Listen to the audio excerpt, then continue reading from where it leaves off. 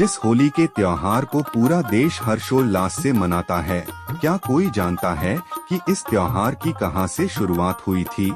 यदि नहीं जानते हैं तो हम आपको बताते हैं। इस त्योहार की शुरुआत बुंदेलखंड में झांसी जनपद में स्थित एरच नगर से हुई है और पूरे देश में मनाई जाने वाली होलिका दहन की पूजा भी यही होती है। इसके बाद देश भर में होली मनाई जाती है। पुराणों की माने तो एरच नगर, जो कभी राजा हिरण्याकश्यप की राजधानी हुआ करती थी, यहाँ पर होलिका भक्त प्रहलाद को अपनी गोद में लेकर आग में बैठी थी, जिसमें होलिका जल गई थी। लेकिन प्रहलाद को कुछ नहीं हुआ था, जबकि होलिका की आग में जलकर मृत्यु हो गई थी। कहा जाता है तभी होली के पर्व की शुरुआत हुई थी। झांसी मुख्यालय से लगभग 70 किलोमीटर दूर एरच कस्बा है। यह एरच वही इलाका है जहां से होली के त्योहार की शुरुआत हुई थी। शास्त्रों और पुराणों के मुताबिक वर्तमान में झांसी जिले का एरच कस्बा सतयुग में एरिकच के नाम से प्रसिद्ध था। यह एरिकच दैत्यराज हिरण्याकश्यप की राजधानी थी। हिरण्याकश्यप को यह वरदान प्राप्त था कि वह न तो दिन में मरेगा और न ही रात में, तथा न तो उसे इंसान मार पाएगा और न ही जानवर। इसी वरदान को प्राप्त करने के बाद खुद को अमर समझने वाला हिरण्याकश्यप निरंकुश हो गया। लेकिन इस राक्षस राज के घर जन्म हुआ प्रहलाद का। प्रहलाद भगवान विष्णु के बहुत बड़े भक्त थे। भक्त प्रहलाद की नारायण भक्ति से परेशान होकर हिरण्याकश्यप ने उसे मरवाने के कई प्रयास किए, फिर भी प्रहलाद बच गया। आखिरकार हिरण्याकश्यप ने प्रहलाद को डिकोली पर्वत से नीचे फिकवा दिया।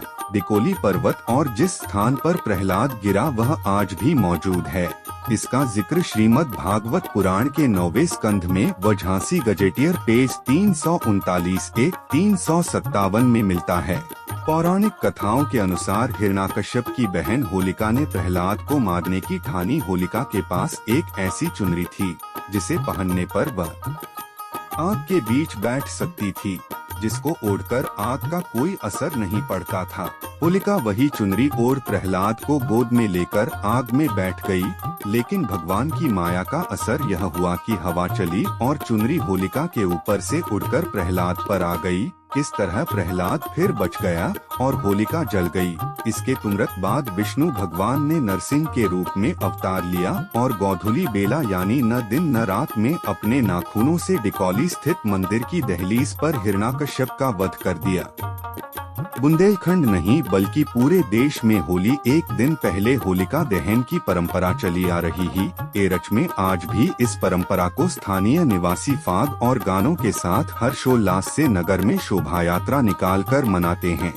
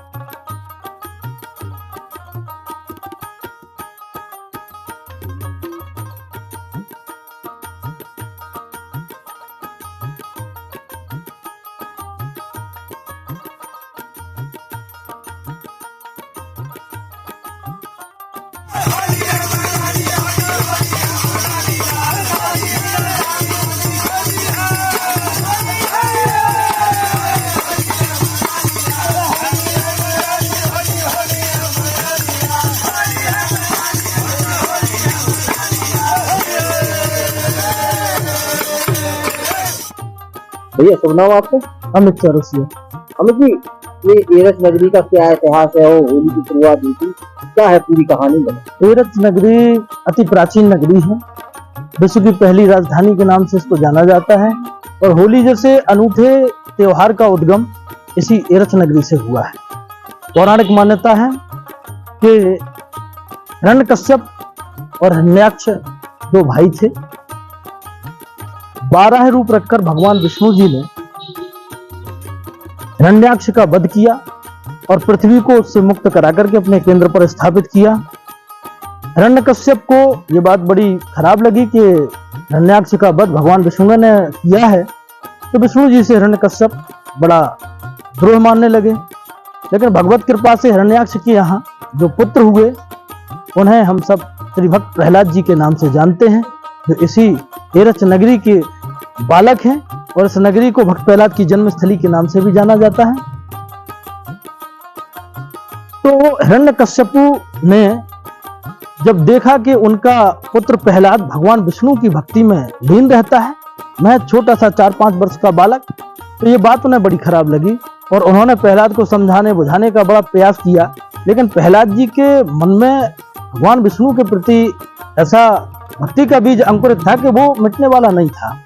तो हिरण्यकश्यप ने कई सारे प्रयास प्रहलाद जी को मारने के भी किए कि ऐसे पुत्र की मृत्यु हो जाए तो ठीक है, लेकिन भगवत कृपा से इन्होंने जितने भी यत्न किए किसी में सफल नहीं हो पाए।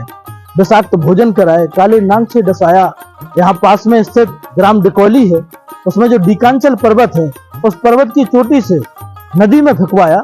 लेकिन बेतबा माँ की गोद में, प्रहलाद जी जैसे एक बच्चा माँ की गोद में रहता है, इस तरीके से बेतबा माँ ने सकुशल प्रहलाद जी को वापस कर दिया। इसके बाद हिरण्यकश्यप की एक बहन थी होलिका, तो होलिका जी को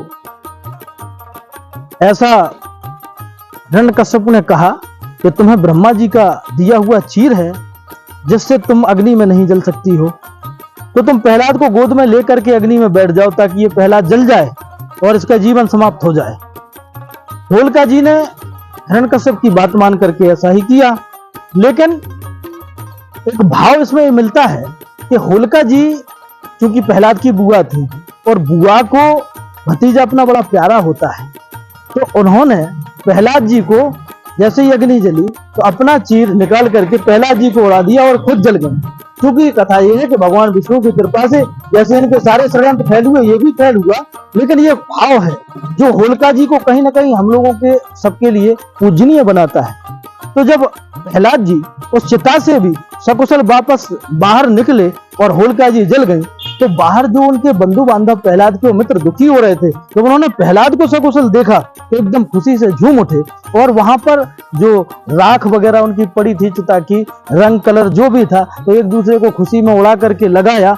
और ये जो कार्यक्रम वहां हुआ, इसी कार्यक्रम को आज पूरी देश और दुनिया होली पर्व के नाम से जानती है, ये इसी एरच नगरी की देन। तो ये खुदाई मूर्ति निकली थी, ये यहाँ पर होलिका जी की एक मूर्ति निकली है जिसमें वो प्रहलाद जी को गोद में लिए हैं। ये एरच नगरी की खुदाई में, चूंकि यहाँ अक्सर कर जब भी खुदाई हुई है तो कई सारे सिक्के, ईंटें जुड़े हुए कई तथ्य निकले हैं, जिन्हें एरच की 2-3 किताबें भी लिखी जा चुकी हैं, उनमें इनका प्रमाण मिलता है।